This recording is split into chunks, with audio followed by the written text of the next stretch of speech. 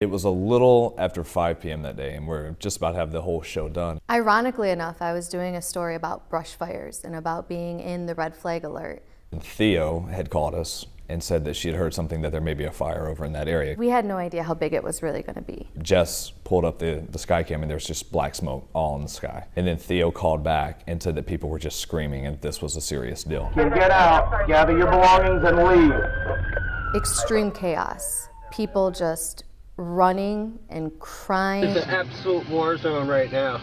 We called in a lot of our people who were out and we said, guys, this is a big story. To give you another perspective, WBF News is working for you, bringing you everybody, even our meteorologist, Marla Branson. Your typical role at the station was thrown out the window. What did they give? What information did they give you? Because our #1 role was to cover this, get the information out there. Joe Morano is here now with another perspective. And Joe, you were out there at the facility and you got some reaction and some amazing pictures as well too. As a photographer, the first thing you do is, we need to get live. So I put our mass cam up in the air, and that's when I really got the first look at it for myself. Breaking news, we have some brand new video just back from Carolina Forest where fire crews are still trying to put out the blaze that has consumed several apartment buildings. And you could see the firefighters out there fighting it, and the flames were as tall as the buildings. And I didn't realize how bad it was because I'd seen the smoke.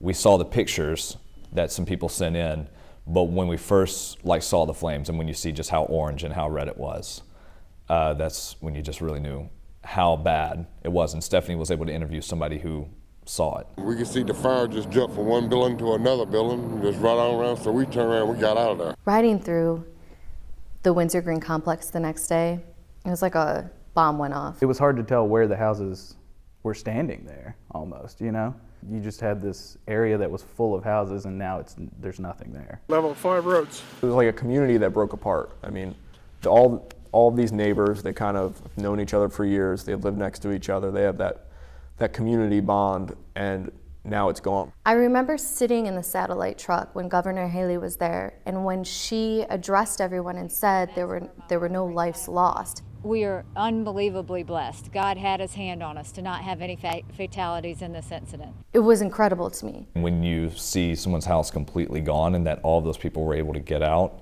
it was nothing short of a miracle. The fact that no one was home and that people were just banging on each other's doors and doing everything they could do possible to get their neighbors out of there, absolutely incredible. As a photographer, you think of how can I kind of tell the emotion of this scene. People's lives are in that fire.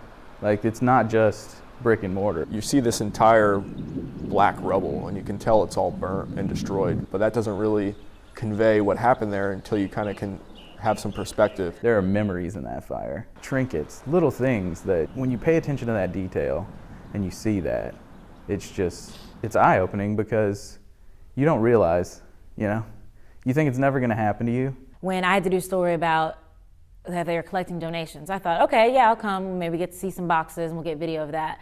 But when you walk into that sports gym, it was completely covered, the whole floor. Just overwhelming.